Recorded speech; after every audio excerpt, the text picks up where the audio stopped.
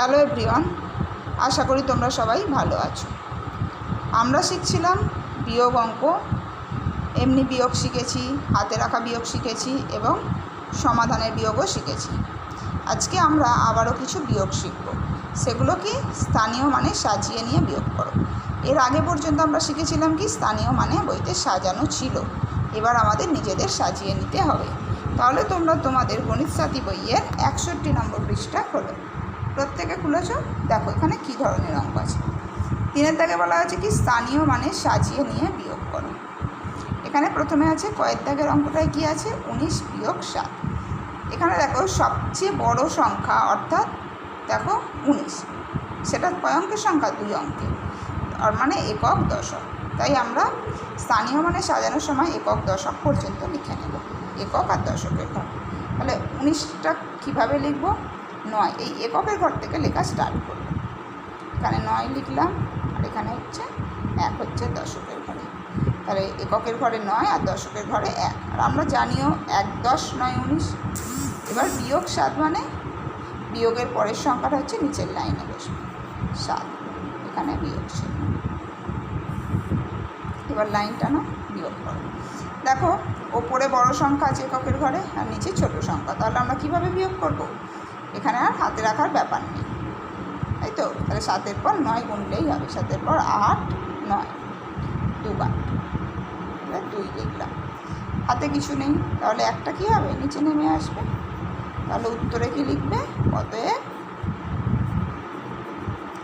বিয়োগফল সমান 12, অর্থাৎ 19 থেকে 7 বিয়োগ করে কত হলো? 12। ঠিক আছে।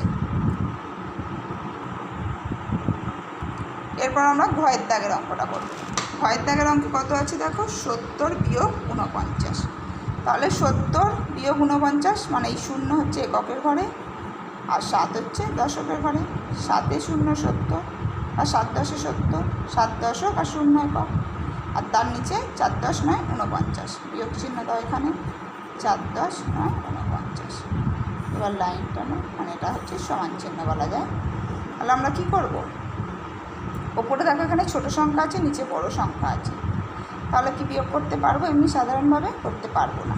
তাহলে আমাদের কি করতে হয়? তোমরা শিখেছ দশকের ঘর থেকে 1 দশক অর্থাৎ 10 ধার নিয়ে এটার সাথে যোগ করতে হবে।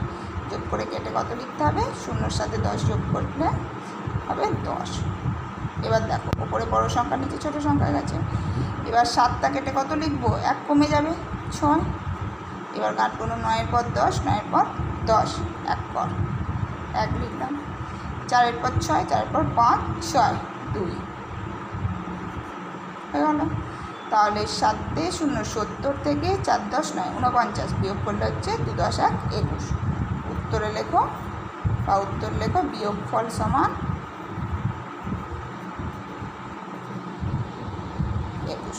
ওকে, নিশ্চয়ই বুঝতে পেরেছো অঙ্কগুলো, কারণ এই ধরনের অঙ্ক তোমরা আগেই করেছো 59 নম্বর পৃষ্ঠায়। সেখানে তোমাদের সব সাজানো ছিল বলে করতে সহজ হয়েছে। এগুলোও তোমরা শিখে গেলে যে কীভাবে সাজিয়ে নিয়ে বিয়োগ করতে হয়। ঠিক আছে। যদি তোমাদের এই অঙ্কগুলো বুঝতে কিছু অসুবিধা হয় তোমরা অবশ্যই ক্লাসে ম্যামের থেকে জেনে নিও। সকলে ভালো থেকো, বাই।